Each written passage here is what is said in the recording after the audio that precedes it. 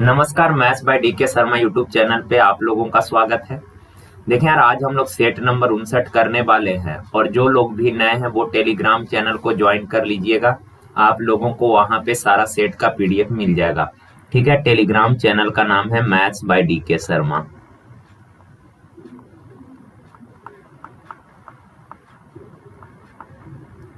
यहाँ पे आप लोग जाके चैनल को ज्वाइन कर लीजिएगा यार। चलिए सवाल करते हैं। देखिए दिया है 1/1 गुना 2 प्लस 1/2 गुना 3 प्लस 1/3 गुना 4 प्लस 1/4 गुना 5 इस तरह से, और आखिरी टर्म है 1/9 गुना 10। देखिए यार, ऐसे सवालों को करने का एक सिंपल सा तरीका है। बेसिक तो आप लोगों को पता ही होगा ही। सिंपल करना क्या है कि सारे फैक्टर को गौर से जरा देखिए। सबसे छोटा फैक्टर कितना है 1 और सबसे बड़ा कितना है 10। ओके ना, सबसे छोटा 1 है और सबसे बड़ा 10 है, तो आंसर हमेशा होगा 1 बट्टा छोटका, हमेशा 1 बट्टा छोटका माइनस 1 बट्टा बड़का कितना 10, एवं पूरे के बट्टा में गुणनखंडों का अंतर। 1 और 2 का डिफरेंस कितने का, 1 का। हर जगह डिफरेंस सेम ही होगा। 1 का है तो हर जगह 1 का, अगर 2 का डिफरेंस है तो हर जगह 2 का, 3 का तो हर जगह 3 का। तो पूरे के बट्टा में हमेशा गुणनखंडों का अंतर कितना 1। अब यार एलसीएम हो जाएगा 10, 10 एकम 10 में से 1 गया, 9/10। Option number C. देखिए का एक क्लास के विद्यार्थियों में 60% लड़के हैं और उनमें से 30% को प्रथम श्रेणी मिलता है। देखिए यार, टोटल बच्चे हैं, सपोज 100 टोटल 100 बच्चे हैं, जिनमें से का 60% लड़का है, यानी कि 60 बॉयज है। तो यार टोटल 100 में 60 लड़के हैं तो लड़कियां कितना होंगी 40। ओके, आगे का 60% लड़के हैं और उनमें से 30% को प्रथम श्रेणी मिलता है। तो 60 लड़के हैं का इनमें से 30% को फर्स्ट डिवीजन मिलता है। तो 60 का 30% अगर आप निकालोगे, 60 का 30% कितना, पर 2 जीरो से 2 जीरो कैंसिल, 6 18। 60 का 30% यानी 18 लड़के को प्रथम श्रेणी मिलता है। का यदि क्लास के 50% विद्यार्थियों को प्रथम श्रेणी मिलता है, टोटल 100 विद्यार्थी है, का इनमें से 50% को प्रथम श्रेणी मिलता है। तो 100 का 50% कितना हो गया 50। टोटल 50 बच्चे फर्स्ट डिवीजन लाते हैं, जिनमें से 18 ठो लड़का है। 50 में से 18 लड़का है तो बाकी लड़की होगी। तो यार लड़की कितना, 50 में से 18 गया 32 लड़की फर्स्ट डिवीजन लेकर आई है। कहा कि क्लास में लड़कियों का कितना हिस्सा है जिन्हें प्रथम श्रेणी मिलता है, तो 32 लड़की फर्स्ट डिवीजन लेकर आई है। टोटल कितना में 40 में, तो 40 बट्टा में। अगर परसेंट में रिजल्ट मांगे होता 100 से गुना, पर यहाँ पे इसने फ्रैक्शन में रिजल्ट मांगा है तो सिंपल 32/40। 8 से काटिएगा, 8 चौक 32, 8 पचे 40 यानी 4/5 भाग। Option number B. देखिए यार, ये अच्छा सवाल है। का ए कोई काम 10 दिन में करता है और बी वही काम 12 दिन में। ए जो है काम 10 दिन में और बी 12 दिन में। 10-12 का एलसीएम कितना 60, 10 छक 12 बचे। आगे कहा यार कि दोनों ने मिलकर 3 दिन तक काम करते हैं, उसके बाद बी काम छोड़ देता है और ए अकेले काम करता रहता है। का उसके 2 दिन बाद सी काम पर आ जाता है। देखिए यार, कहा दोनों ने मिलकर 2 दिन तक काम किया। ए एक दिन में 6 काम, बी एक दिन में 5 काम, तो दोनों मिलकर एक दिन में 11 काम, एक दिन में 11 काम, तो 3 दिन में कितना 33 काम कर दिया। का बी चला गया और ए अकेले काम करता रहा। 2 दिन के बाद सी आया, यानी कि ए ने अकेले 2 दिन तक काम किया। बी के जाने के बाद ए काम करता रहा और 2 दिन के बाद सी आया, यानी कि ए अकेले 2 दिन तक काम किया। ए एक दिन में 6 काम, तो 2 दिन में कितना काम कर दिया होगा 12 काम।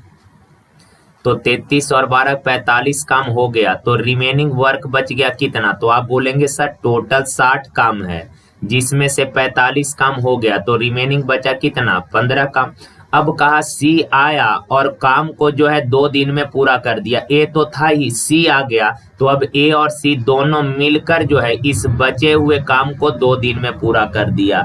ए और सी दोनों मिलकर इस बचे हुए काम को 2 दिन में, यानी 15 काम 2 दिन में किया। तो एक दिन में कितना काम किया होगा 7.5 काम पर डे। यहाँ तक कोई दिक्कत नहीं। अब का सी अकेले उस काम को कितने दिन में करेगा, तो यार सी के बारे में सवाल बोला तो सी का एफिशिएंसी जानना जरूरी है। ए और सी दोनों मिलकर एक दिन में 7.5 काम करता है। देखिए ए एक दिन में कितना 6 काम, तो ए प्लस सी दोनों मिलकर एक दिन में जितना काम करेगा उसमें से ए का एक दिन का काम घटा दीजिएगा, तो क्या सी का एक दिन का काम नहीं आ जाएगा। यह सी एक दिन में 1.5 काम करता है, एक दिन में 1.5 काम, तो का सी पूरा काम कै दिन में, पूरा यानी 60 काम कै दिन में, तो सी के एफिशिएंसी से डिवाइड कर दीजिए। 15 चौक 60, डेसिमल हटाइएगा तो ऊपर एक जीरो चिपक जाएगा, यानी 40 दिन। Option number C. देखिए का 1250 रुपए की राशि को ए बी और सी में इस प्रकार विभाजित करें कि ए को बी का 2/9, बी का 2/9 यानी का वाला नीचे होता है, आप लोगों को पता ही है। का ए का जो हिस्सा है बी का 2/9, 2/9 यानी 2:9। आगे बोला सी को ए का 3/4, 3/4 यानी 3:4। अब यार देखें इन दोनों रेशियो को बैलेंस करना पड़ेगा। दोनों रेशियो में कॉमन लेटर कौन है, तो आप बोलेंगे सर जी ए दोनों में कॉमन है, तो ए का वैल्यू सेम करना पड़ेगा। यहाँ ए का वैल्यू 4 है तो यहाँ भी 4 बनाना पड़ेगा, तो इस रेशियो में 2 से गुना करिएगा तो 2 दूना 4, 2 नमा 18, रेशियो बैलेंस हो गया। तो ए बी और सी के हिस्से का रेशियो कितना 4, बी का 18 और सी का 3। तो यार आप बताएं ए बी सी तीनों को मिलाकर टोटल हिस्सा कितना, 18 4 22 3 25 यूनिट है, पर एक्चुअल में टोटल दिया है कितना 1250 रुपया। तो एक यूनिट का वैल्यू कितना 25 यानी कि 50, एक यूनिट 50 है का तीनों का हिस्सा ज्ञात करें, तो ए का है 4 यूनिट, 1 बराबर 50, 4 बराबर 50 चौक 200। बी का 18, 1 बराबर 50, 18 बराबर 18 पचे 90, सी का 50 दिया 150, तो 200 900 150, ऑप्शन नंबर बी।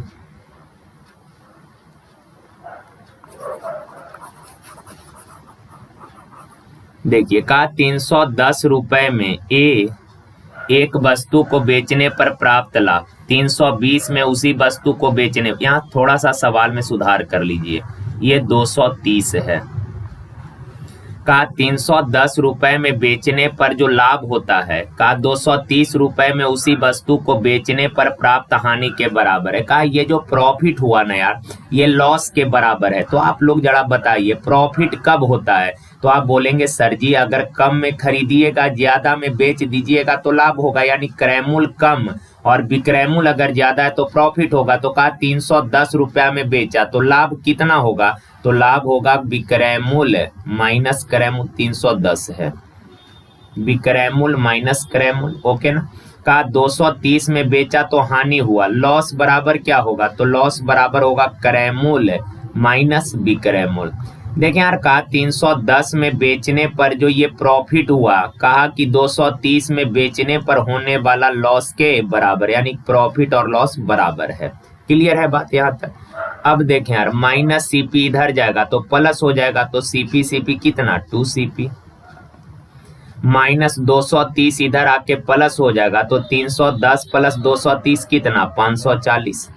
अब काटिएगा 2 से अगर काटिएगा तो कितना 2 दूना 4, 2 सते 14 जीरो, क्रय मूल्य आ गया 270। अब कहा कि अगर उसे 180 रुपया में बेचा जाए तो कितने का हानि होगा, 180 में बेचता है। देखिए यार खरीदा है 270 में, बेच रहा है अब 180 में, यानी कितने का लॉस हो रहा है 90 का, तो लॉस परसेंट बताना है। 90 का लॉस क्रय मूल्य यानी कि 270 पर परसेंट में रिजल्ट मांगा 100 से गुना, 90 तिया 100/3 यानी 33 सही 1/3%।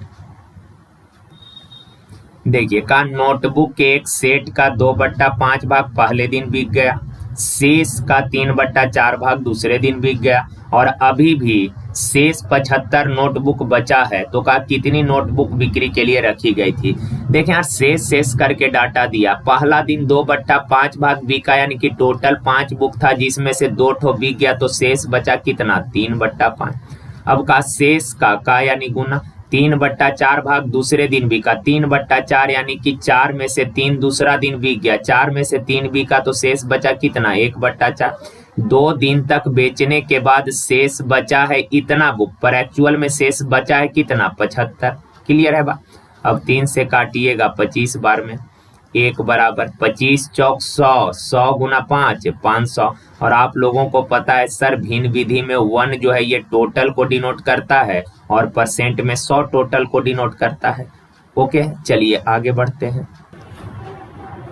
देखिए यार, कहा 1 रुपए की राशि पर 8% के दर से 3 वर्ष का साधारण ब्याज, 4,000 रुपए की राशि पर 10% के दर से 2 वर्ष के चक्रवृद्धि ब्याज के आधे के बराबर है। तो यार आप बताएं 1 रुपए की धन राशि पर 8% के दर से 3 वर्षों का साधारण ब्याज क्या होगा? तो साधारण ब्याज होता है मूलधन गुना समय गुना दर बट्टा 100, ये साधारण ब्याज है। कहा 4,000 रुपए की राशि पर 10% के दर से 2 वर्ष के चक्रवृद्धि ब्याज के आधा के बराबर है। तो आप बताएं 4,000 रुपए पर 10% के दर से 2 साल का चक्रवृद्धि ब्याज कितना? 10% के दर से 2 साल का, तो ये भी फॉर्मूला 10 प्लस 10 गुना 10 बट्टा 100 यानी कि 21%। परसेंट से 2 जीरो कैंसिल, 21 चौक 84, 840 रुपया का। यार ये जो साधारण ब्याज है ना, ये चक्रवृद्धि ब्याज के आधा के बराबर है। तो चक्रवृद्धि ब्याज अगर 240 है तो 240 का आधा कितना? 420। तो ये साधारण ब्याज कितना है? 420 रुपया है। अब कैलकुलेशन कर लीजिए, 4 दूना 8, 4 से 25 चौक 100, 3 दूना 6 से काटिएगा तो 6 सत्ते 42, 70 बार में। अब 25 सत्ते 75 से 175 पर 1 जीरो, ऑप्शन नंबर ए। देखिए का एक बस 90 किलोमीटर पर आवर के गति से दौड़ रही है। यार 90 किलोमीटर पर आवर यानी 25 मीटर पर सेकंड होता है। ओके ना, आप लोग को तो यूनिट कन्वर्जन पता ही होगा। 90 किलोमीटर पर आवर को मीटर पर सेकंड में लाइएगा, 5/18 से गुना, तो 18 पचे 90, 25 मीटर पर सेकंड का 25 मीटर पर सेकंड के चाल से चलकर 20 सेकंड में कितना दूरी तय करेगा? तो दूरी बराबर चाल गुना समय, 25 दूना 50, 500 मीटर, ऑप्शन नंबर ए। देखिए कहा शीर्ष सहित किसी घनाभ के 3 फलक का एरिया 25 वर्ग मीटर, 32 वर्ग मीटर और 32 वर्ग मीटर दिया हुआ है।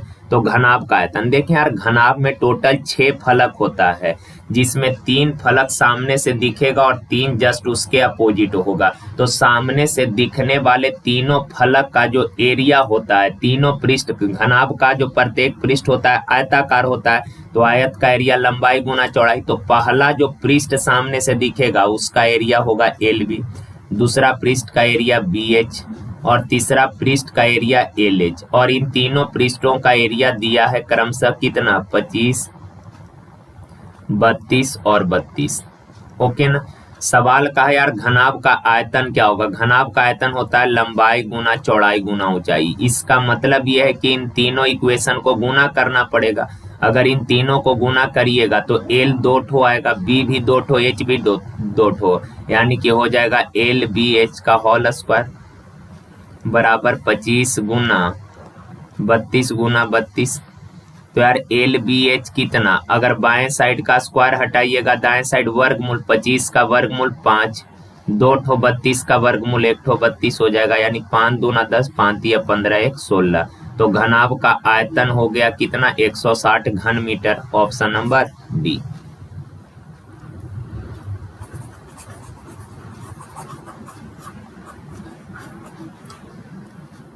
देखिए ये एक इक्वेशन दिया है का इस इक्वेशन को सेटिस्फाइड करने वाले x के मानों का योग का, इस समीकरण को संतुष्ट करने वाले x के जितने भी वैल्यू पॉसिबल है उन सबों का योग क्या होगा? अच्छा सवाल है। देखिए x के पावर दिया है 2/3 प्लस x के पावर 1/3 बराबर 2 है। तो का x के मानों का योग। तो देखें यार यहाँ पर 2/3 है पावर में, यहाँ 1/3, 1/3 कहने का मतलब ये क्यूब रूट है, और क्यूब रूट हटाने के लिए आप लोगों को पता है कि सर क्यूबिंग करना पड़ेगा। तो अगर क्यूबिंग करिएगा तो आपको पता होगा कि a प्लस बी का होल क्यूब होता है AQ plus BQ plus 3AB into A plus B। Okay ना, ये चीज आप लोगों को पता है। तो देखें यार अगर दोनों साइड क्यूब करिएगा इसको तो ये बनेगा, पहले डिटेल में लिख लिख के कर लेते हैं यार, ताकि कुछ लोगों को डायरेक्ट चीजें समझ में नहीं आता, आराम से ऐसे समझ जाएंगे वो। x के पावर 2/3 है A cube plus B cube plus 3 A B into A plus B, okay, बराबर 2 का क्यूब कितना 8। अब देखें यार, पावर पावर गुना होता है, तो 2/3 गुना 3 करिएगा तो 3 से 3 कैंसिल, क्या बचेगा x स्क्वायर। यहाँ 3 से 3 कैंसिल, कितना बच जाएगा x प्लस 3। देखें यार, इसका बेस सेम है, बेस सेम है, बीच में गुना का साइन है, पावर ऐड हो जाएगा, तो 2/3 प्लस 1/3, 3/3 यानी कितना 1, तो x के पावर 1 गुना इसका वैल्यू इसने दे रखा है 2 बराबर 8। अब x स्क्वायर प्लस x 3 दूना 6x प्लस x कितना 7x, 8 बाएं साइड लाइएगा तो -8 बराबर 0। अब अपने पास ये एक क्वाड्रेटिक इक्वेशन बन गया, तो इसको तो सॉल्व कर ही लेंगे आप लोग। देखिए, एक ऐसा 2 नंबर पिक करिए जिसको गुना करने पर -8 और जोड़ने पर 7, ऐसा 2 नंबर कौन, तो आप बोलेंगे सर 8 और -1। अगर इन दोनों को गुना करिएगा तो -8 और अगर ऐड करिएगा तो प्लस का 7 आ जाएगा। तो अब x का वैल्यू लिखिएगा, जो भी फैक्टर है इसके साइन को चेंज करके x का मान आएगा। जैसे 8 प्लस में है तो माइनस का हो जाएगा, -1 है तो x का वैल्यू होगा +1। तो x का ये 2 वैल्यू आ गया और कहा कि x के जितने भी मान पॉसिबल हैं उसका योग, तो -8 + 1 कितना -7। Option number D.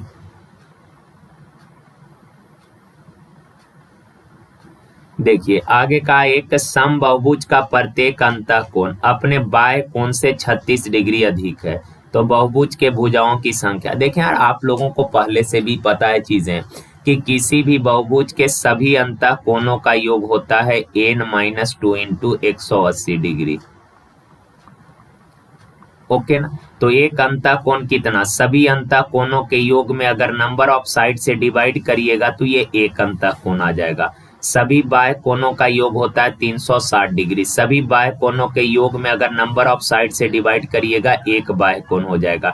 एक अंतःकोण इतना, एक बाह्य कोण इतना। कहा कि एक अंतःकोण जो है बाह्य कोण से 36 डिग्री ज्यादा है, यानी कि अंतःकोण और बाह्य कोण का डिफरेंस इसने दे रखा है 36, ओके। अब देखिए यार, 36 अगर आप कॉमन करेंगे, बाएं साइड भी 36 कॉमन, दाएं साइड भी 36 कॉमन, तो 36 से कटेगा एक बार में, ये 36 से कै बार 10 बार, और ये 36 से कै बार 5 बार।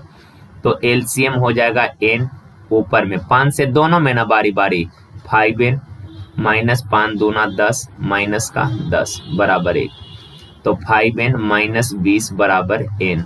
n बाएं साइड आके घटेगा 5n में से, तो बचेगा 4n, माइनस का 20 उधर जाके +20 हो जाएगा, 4 से काटिएगा 5 बार में, तो n बराबर कितना 5, यानी कि बहुभुज में भुजाओं का संख्या है 5।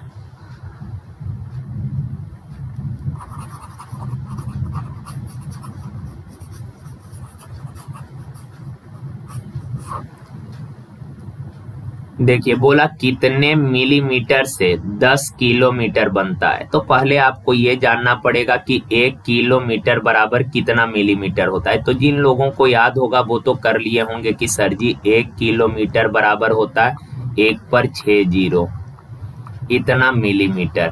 1 किलोमीटर बराबर इतना मिलीमीटर, तो 10 किलोमीटर बराबर कितना मिलीमीटर होगा, 10 से इधर गुना, तो 10 से इधर गुना करिएगा, 6 जीरो पहले से था, 1 जीरो और हो जाएगा, यानी टोटल 7 जीरो हो गया, ओके ना। तो 1 पर 10 पर 7 जीरो, सॉरी 1 पर 7 जीरो यानी कितना 10 के पावर 7। तो 10 किलोमीटर जो है 10 किलोमीटर के बराबर होगा 10 के पावर 7 मिलीमीटर, या फिर ऐसे भी बोल सकते हैं कि 10 के पावर 7 मिलीमीटर बराबर होता है 10 किलोमीटर।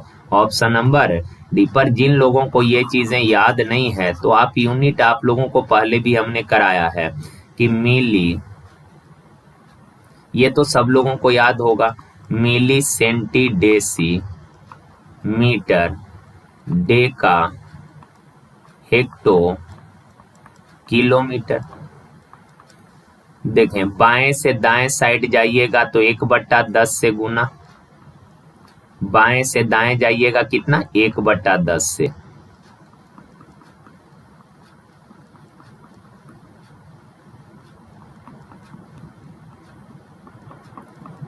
और अगर दाएं से बाएं आइएगा तो 10 से गुना। ये चीज ध्यान रखना है, बाएं से दाएं जाइएगा 1/10 से गुना, दाएं से बाएं आइएगा 10 से गुना।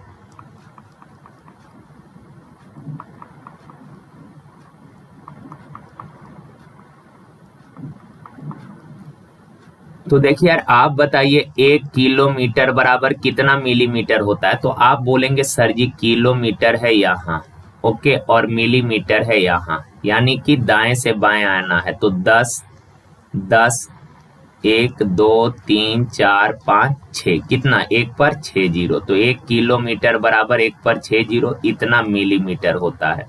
आपको बोला 10 किलोमीटर, तो यार 1 किलोमीटर इतना, तो 10 किलोमीटर कितना, तो इधर 10 से गुना करिएगा तो 1 पर 7 जीरो हो जाएगा। तो ये 1 पर 7 जीरो यानी कि 10 के पावर 7 मिलीमीटर हो जाएगा ना। चलिए आगे देखिए, कहा जब कोण अल्फा बराबर 45 डिग्री है तो सभी 6 त्रिकोणमितीय अनुपातों के मानों का योग। देखिए यहाँ टोटल 6 आइडेंटिटी है, साइन, कॉस, टैन, कॉट, सेक और कॉसेक। तो कहा कि इन 6 त्रिकोणमितीय अनुपातों का योग क्या होगा? तो यार एंगल आपको दे रखा है इसने 45 डिग्री, सभी 6 त्रिकोणमितीय अनुपातों का योग पूछा है। तो साइन 45 डिग्री कितना होगा, 1/√2। कॉस 45 कितना, 1/√2। टैन 45 1, कॉट 45 1, सेक 45 √2 और कॉसेक 45 भी कितना, √2। तो एलसीएम हो जाएगा यहाँ पर √2। तो 1 प्लस 1 प्लस यहाँ √2 प्लस √2 प्लस √2 गुना √2 2। सिमिलरली √2 गुना √2 कितना, 2। तो नोमेरिकल को ऐड कर लीजिए, 2 2 4 आए, 5 आए, कितना, 6 प्लस √2 प्लस √2 कितना, 2√2 और पूरे के बट्टा में है √2। तो यार अगर ऊपर में 2 कॉमन कर लीजिएगा तो अंदर बचेगा 3 प्लस √2 और नीचे में कितना, √2। √2 से इसको काटिएगा √2 बार में। अब इससे तो दोनों में ना बारी बारी गुना, तो √2 गुना 3 3√2 प्लस √2 गुना √2 कितना, 2। तो फाइनल रिजल्ट आ गया 3√2 प्लस 2, 3√2 प्लस 2। यहाँ पे ऑप्शन है 3√2 प्लस 2, ऑप्शन नंबर। ये थोड़ा अच्छा सवाल है, बस लैंग्वेज को समझना है इसका। का एक मोटरसाइकिल चालक 192 किलोमीटर की दूरी 32 किलोमीटर बराबर के चाल से तय करता है, ओके।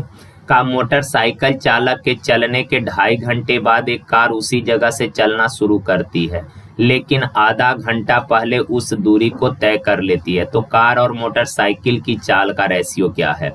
देखिए यार, मोटरसाइकिल चालक जो है 192 किलोमीटर दूरी 32 घंटे में तय किया है, तो मोटरसाइकिल वाला का समय क्या होगा? तो समय बराबर होता है दूरी बट्टा चाल। चाल है 32, काटिएगा 6 दूना 12, 6 त्रिक 18, 1 19 यानी कि 6 घंटा। यानी कि मोटरसाइकिल वाला को 192 किलोमीटर डिस्टेंस ट्रेवल करने में 6 घंटा समय लगा। कहा कि कार चालक उसी जगह से 2.5 घंटा बाद चला और आधा घंटा पहले भी पहुंच गया। तो सुनिए, यही लाइन इंपॉर्टेंट है। देखें यार, कार वाला 2.5 घंटा लेट चला यानी 2.5 घंटा तो इधर बचा लिया, और आधा घंटा पहले ही पहुंच गया यानी आधा घंटा उधर बचा लिया। तो टोटल इसने बचा लिया कितना, 3 घंटा।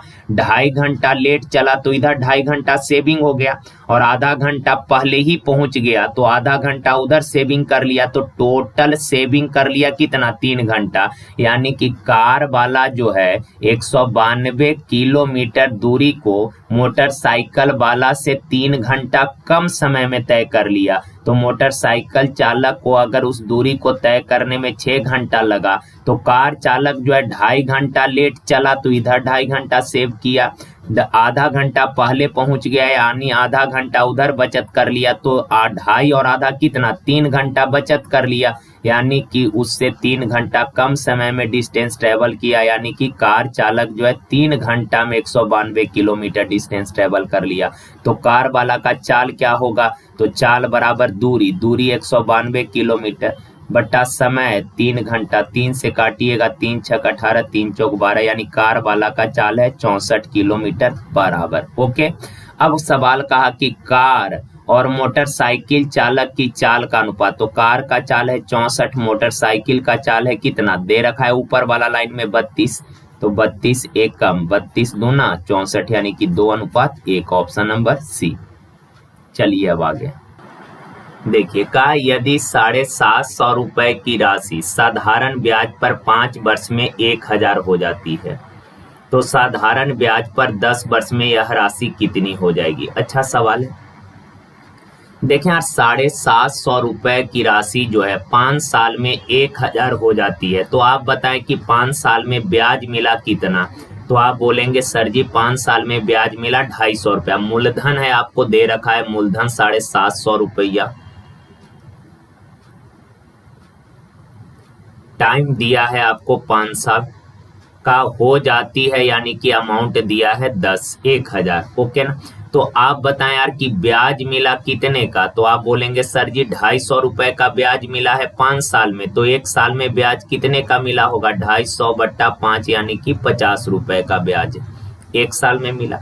तो कहा कि साधारण ब्याज पर वह राशि 10 साल में कितनी हो जाएगी, तो यार 1 साल में अगर 50 रुपए का ब्याज मिला है, 1 साल में 50 रुपए का ब्याज मिला, तो 5 साल में ब्याज कितने का 5 गुना 50, यानी कि 250 रुपए का ब्याज मिला है। और ऐसे भी यहाँ डायरेक्टेड 2.5 साल का 5 साल का ब्याज दिया था, सॉरी 10 साल का यार, सॉरी 10 साल का, तो 10 साल का ब्याज कितना 10 गुना 50, यानी कि 500 रुपए का ब्याज मिला है। ओके ना, एक बार फिर से सुनिए, का कोई धनराशि का मूलधन है 750 रुपया, 750 रुपए की राशि 5 साल में 1000 हो जाती है, यानी कि ब्याज मिला 250 रुपए का 5 साल में, तो 1 साल में ब्याज कितने का 50 रुपए का, 1 साल में 50 का ब्याज मिला, तो 10 साल में कितने का ब्याज मिला होगा 500 रुपए का। तो कहा कि कितना हो जाएगी, यानी अमाउंट निकालना है, तो 750 मूलधन है, 500 रुपया ब्याज मिला है, तो मिश्रधन हो जाएगा कितना 750 प्लस 500 1250, ऑप्शन नंबर सी। देखिए, का नल ए और बी एक टैंक को क्रमशः 5 और 20 घंटे में भरेगा, सी भरे हुए टैंक को 10 घंटे में खाली कर देगा। ए जो है ये 5 घंटा में भर देगा, बी 20 घंटा में भरेगा, और सी जो है ये 10 घंटा में खाली कर देगा। तो 5, 20 और 10 का एलसीएम कितना हो जाएगा 20, 5 चौक 20 भरने वाला प्लस से 20 एक कम खाली भरने वाला प्लस से 10 दूना तो खाली करने वाला माइनस से। का तीनों एक साथ खोल दिया जाए तो टैंक कितने समय में भर जाएगा, तो तीनों मिलकर देखिए यार, तीनों मिलकर 1 घंटे में कितना भरेगा, तो 4 1 5 भरा, 2 खाली कर दिया, यानी 1 घंटा में 3 यूनिट भरेगा, 1 घंटा में 3 यूनिट, तो 20 यूनिट भरने में कै घंटा लगेगा 20 बट्टा 3 घंटा, ऑप्शन नंबर डी।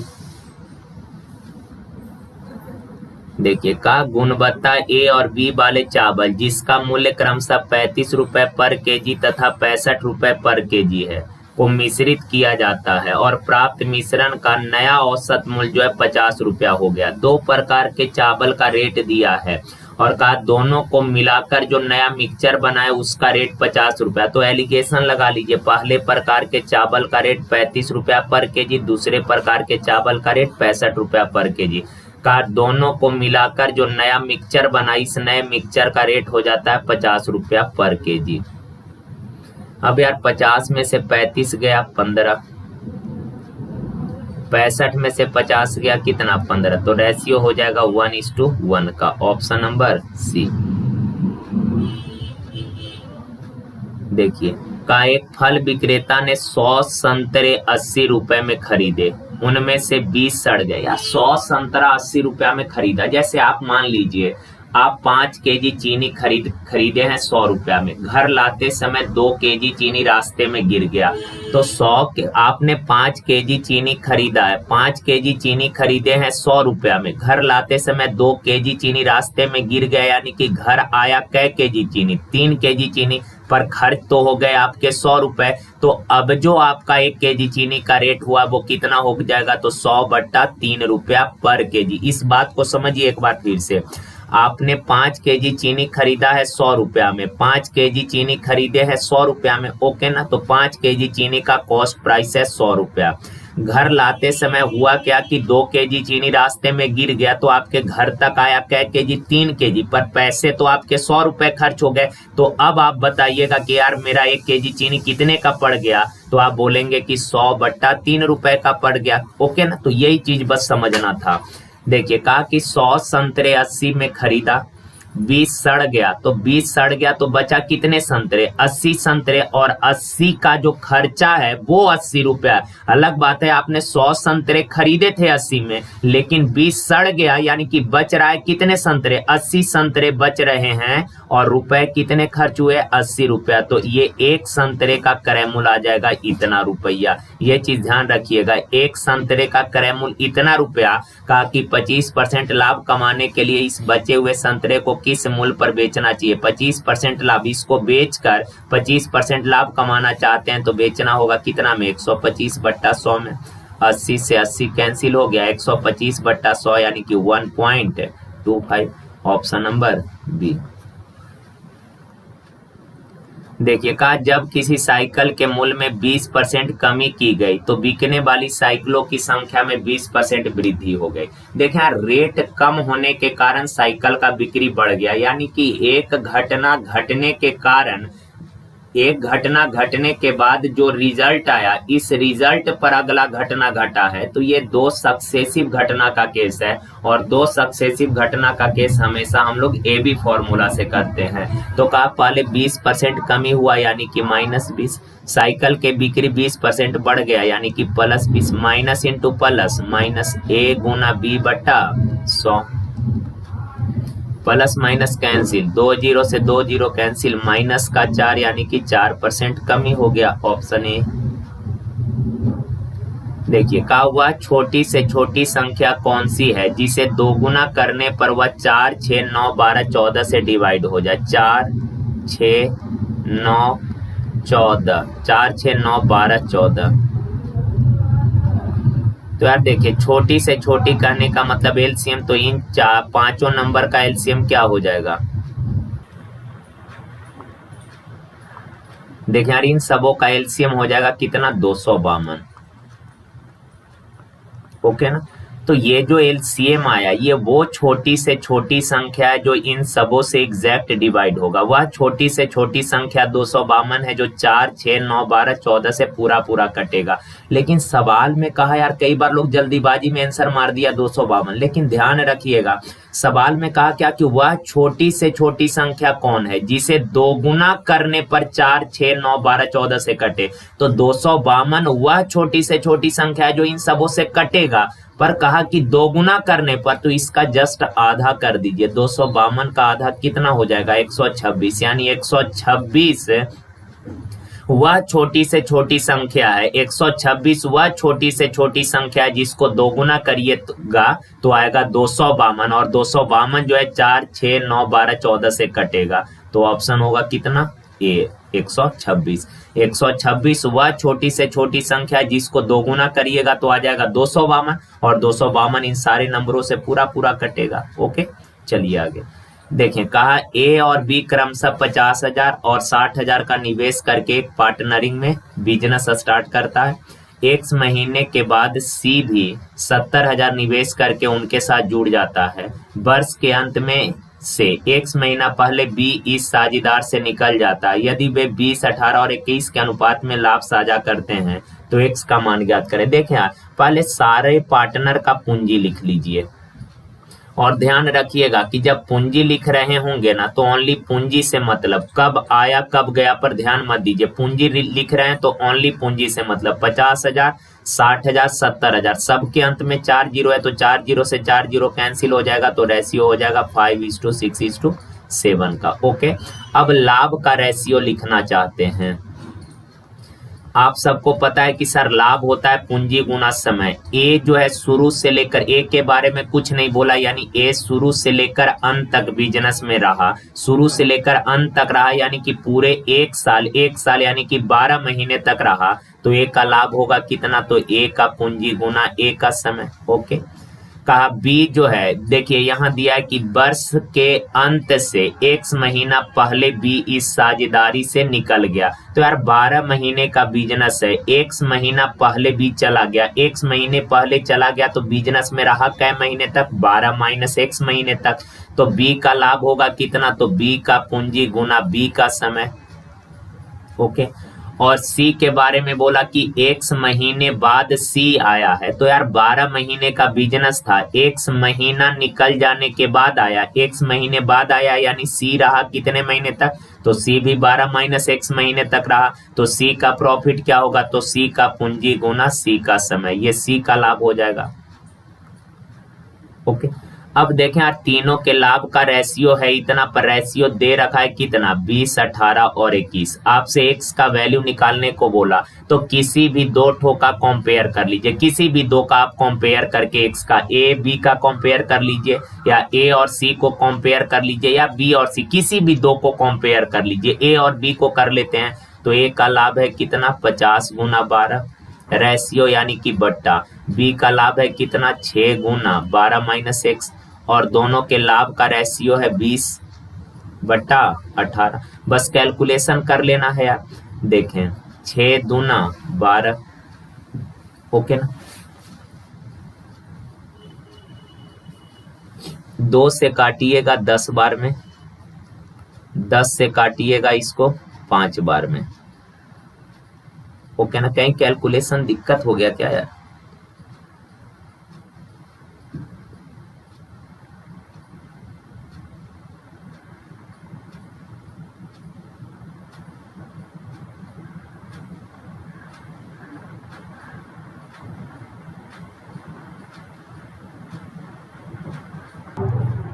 सॉरी, यहाँ पे 50 नहीं, ये 5 है, 5 है यार, ये 5 है, तो ये 5 है। ओके, तो देखें यार 6 दूना 12, 2 से काटिएगा 10 बार, ओके, 5 से काटिएगा 2 बार, और 2 से 9 बार, तो बचा कितना, 12 माइनस x बराबर 9, तो x बराबर कितना, 3। Option number D.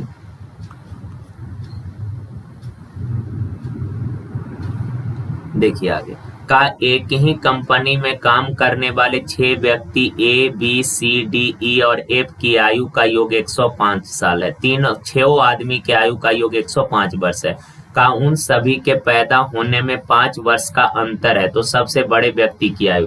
देखिए यार, पहला का एज अगर 1 साल है, तो अगला का इससे 5 कम, यानी या 5 ज्यादा भी ले सकते हैं, x + 5। तीसरा का इससे 5 ज्यादा, तो x + 10। चौथा का इससे 5 ज्यादा, तो x + 15। पांचवा का इससे 5 ज्यादा, तो x + 20। छठा का इससे 5 ज्यादा, तो x + 25। और का इन 6 के आयु का योग 105 है, तो इन 6 के आयु का योग अगर इन सबको ऐड करिएगा तो कितना, वेरिएबल को एक साथ ऐड करिए तो x 6 बार, तो 6x प्लस 5 और 10 15, 15 15 30, 30 और 20 50, 50 और 25 कितना, 75। पर एक्चुअल में योग दिया है कितना, 105, तो 6x बराबर 75 इधर आके घटेगा 30, तो x बराबर काटिएगा 6 5 30, तो x का वैल्यू 5 आ गया। का सबसे बड़े व्यक्ति की आयु, तो सबसे बड़ा वाला का एज है x + 25, यानी 5 + 25 कितना, 30। ऑप्शन नंबर सी।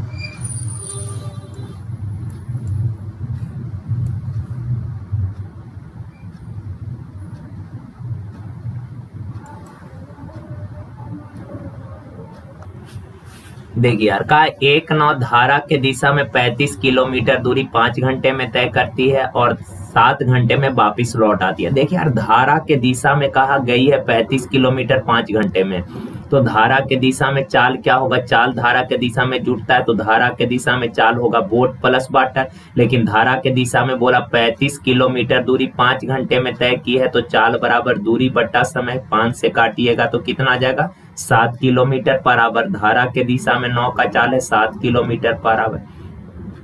अब का वहां से 7 घंटे में वापिस आ गई। अगर धारा के दिशा में गए हैं तो वापिस आइएगा धारा के विपरीत दिशा में, और का धारा के विपरीत 7 घंटे में आई तो चाल कितना होगा, चाल बराबर दूरी बट्टा समय यानी 35/7 5 किलोमीटर पर आवर। ओके ना। आपसे बोला सांड जल में नाव का चाल ज्ञात करना, बोट का चाल निकालना है। तो देखें यार इन दोनों इक्वेशन को जोड़िएगा तो प्लस माइनस कैंसिल, 2b बराबर कितना हो जाएगा 7 5 12, तो b बराबर कितना 6 kilometre per hour. Option number A.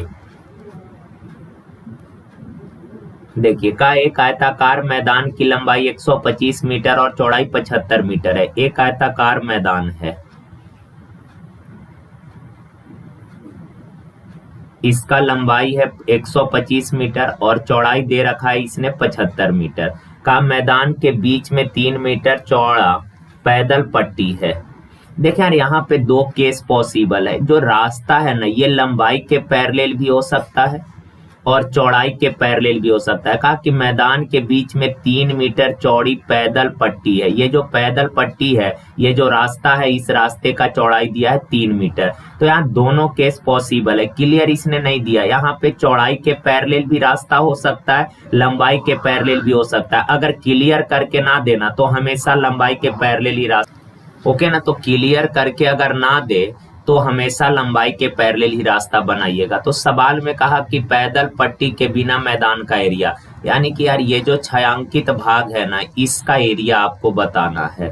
तो कैसे निकालेंगे यार, पूरे आयत के एरिया में से अगर इस रास्ते का एरिया घटा दीजिएगा तो शेष छायांकित भाग का एरिया बच जाएगा। तो पूरे आयत का लंबाई 125 चौड़ाई 75, तो आयत का एरिया क्या होगा, लंबाई गुना चौड़ाई।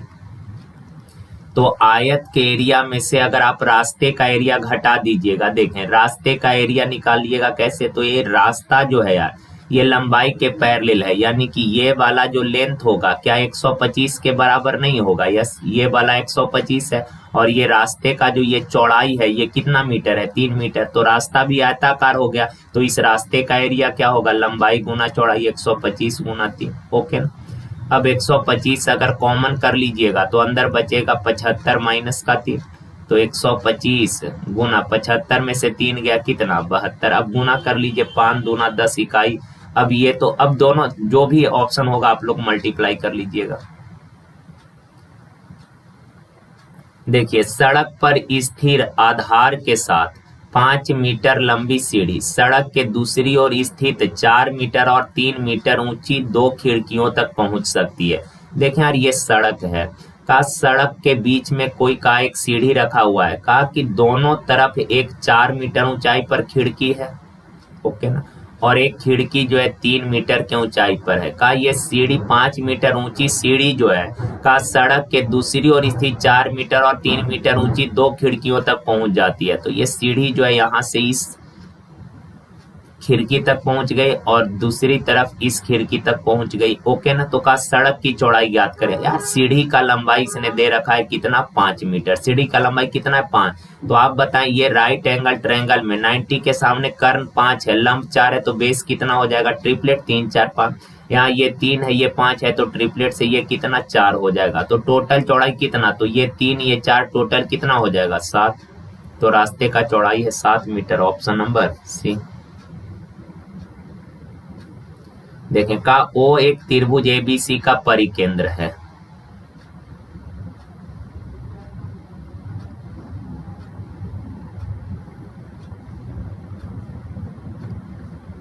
ए बी सी का परिकेंद्र है ओ। ओके ना। सवाल का ओडी बीसी पर लंब है। ओडी जो है ये बीसी पर लंब है।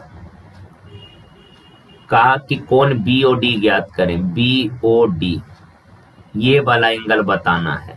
तो यार ध्यान रखिएगा ये प्रॉपर्टी की ये जो कोण होगा ना ये एंगल ए के बराबर होगा, ये वाला कोण एंगल ए के बराबर होगा। तो ऑप्शन नंबर सी। अब देखिए ऐसा होता क्यों है समझ लीजिए थोड़ा सा। जैसे देखें यार, ये परिकेंद्र है, तो परिकेंद्र से त्रिभुज के तीनों शीर्षों का जो दूरी है ना, ये समान होता है। परिकेंद्र से त्रिभुज के तीनों शीर्षों का दूरी समान, क्यों? केंद्र से परिधि को मिलाइएगा तो ये रेडियस हो जाएगा। सिमिलरली इधर केंद्र से परिधि को मिलाइएगा तो ये भी रेडियस हो जाएगा। ओके ना। और आप लोगों को पता है कि परिकेंद्र पर, केंद्र पर बना कोण जो है, ये परिधि पर बने कोण का 2 गुना होता है, यानी कि ये 2a होता है। ये तो आप लोगों को पता है। अगर ये कोण a है तो ये 2 गुना कितना हो जाएगा? 2a। ये चीज आप सबको पता है। देखिए, जैसे यार OD सपोज ये लंब है, तो आप बताएं त्रिभुज BOC में, त्रिभुज BOC में यार 2 भुजा बराबर, तो बराबर भुजा के सामने का कोण भी बराबर। कोई एंगल मान लेते हैं, एंगल से चीजें ज्यादा अच्छे से समझ में आएगा। मान लेते हैं कि ये कोण है 60 डिग्री। ओके ना।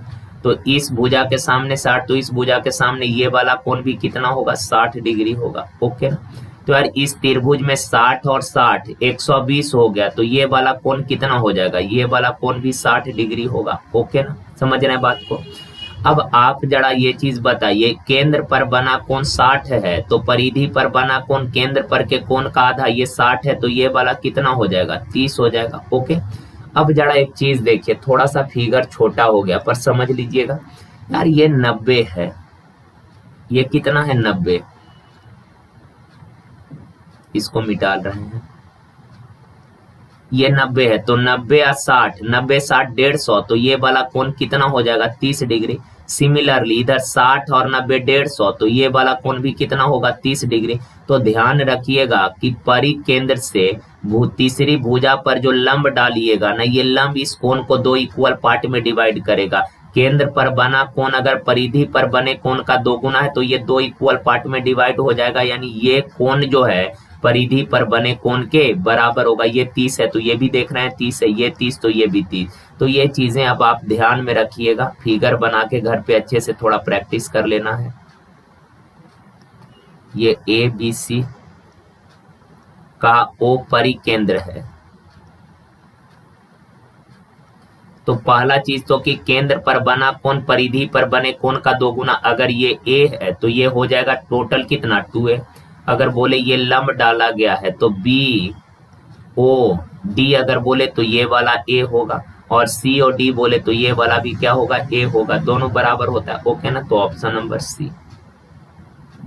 देखिए, का 3 संख्याओं का माध्य 35 है। माध्य कहने का मतलब हुआ एवरेज, माध्य यानी औसत 35 है। का आंकड़ों का परास, आंकड़े यानी कि तीनों नंबर का जो परास है ये 24 है। तो देखें यार, परास होता है मैक्सिमम माइनस मिनिमम, रेंज जो होता है ये maximum number minus minimum number होता है। तो कहा कि इन तीनों का परास 24 है, यानी कि मैक्सिमम माइनस मिनिमम 24 है। तो यार बड़ी संख्या अगर x है तो छोटी संख्या होगा x माइनस 24। आगे का सबसे बड़ी संख्या और बीच की संख्या के मध्य अंतर, सबसे छोटी और बीच की संख्या के मध्य अंतर से तिगुना है। तो देखें यार, मान लेते हैं कि बीच वाली संख्या है p, तो अब जैसे जैसे बोला बस लिखते चलिए।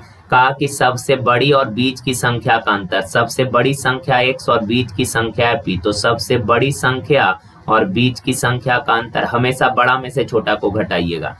आगे कहा कि सबसे छोटी और बीच की संख्या का अंतर, सबसे छोटी संख्या x माइनस 24, बीच वाला p है, तो बड़ा में से छोटा को घटाइए, p माइनस छोटी संख्या x माइनस 24 है। तो कहा सबसे छोटी संख्या और बीच वाली के संख्या के अंतर का, कहा बड़ी संख्या और बीच वाली संख्या का जो अंतर है, कहा कि सबसे छोटी और बीच वाली संख्या के अंतर का 3 गुना है, यानी बराबर।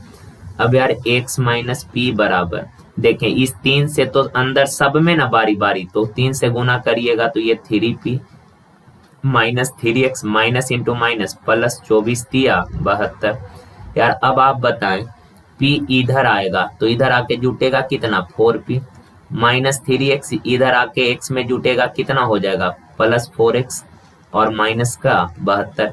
अगर 4 कॉमन करिएगा तो p बराबर 4 एकम 4 x माइनस 4 से काटिएगा तो 18 चौक 72, तो x का p का वैल्यू आ गया x माइनस 18। अब यार यहाँ पे तीनों संख्या हम लोगों ने मालूम कर लिया, तीनों संख्या पता कर गए। तो बस बोला तीनों का माध्य 35 है, माध्य यानी कि औसत, तो तीनों का औसत क्या होगा, तीनों को जोड़िए तो x plus x plus x 3x minus 18 24 कितना हो जाएगा 42, तीनों का योग इतना, तो औसत कितना 3 से डिवाइड करिए, तीनों का औसत हो गया इतना, पर औसत दिया है कितना 35। यार 3 से ऊपर दोनों नंबर कटेगा, 3 से यहाँ डिवाइड करिएगा तो x बचेगा, 3 से इसमें डिवाइड करिएगा तो 14 बचेगा, बराबर का कितना 35। तो x बराबर 14 उधर जाके जुटेगा 49, तो x का वैल्यू 49, तो बोला सबसे बड़ी संख्या x है यानी कितना 49, ऑप्शन नंबर सी।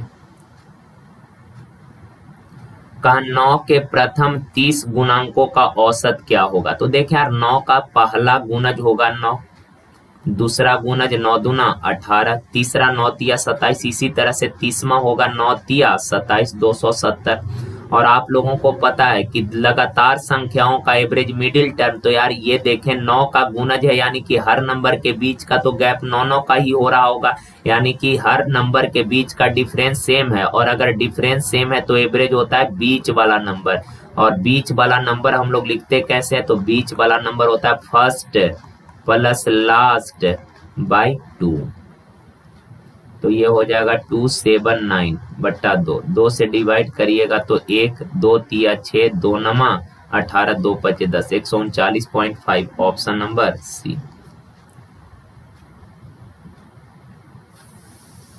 देखिए का एक दुकानदार 1000 अंकित मूल्य वाला एक पेन ड्राइव क्रमिक रूप से क्रमशः का 10% और 15% की छूट के बाद खरीदता है। यदि वह 35 रुपए पैक करवाने में खर्च करता है और 1000 में बेच देता है तो उसका लाभ प्रतिशत क्या होगा। देखें यार 1000 रुपए अंकित मूल्य वाली वस्तु को का 10 और 15% छूट पे खरीदा, तो पहला छूट 10% मिला तो खरीदा कितना में 90/100 में, अगेन दूसरा छूट 15% मिला तो खरीदा कितना में 85/100 में, तो इतना में तो उसने परचेज किया, ये उसका कॉस्ट प्राइस हो गया, ओके ना।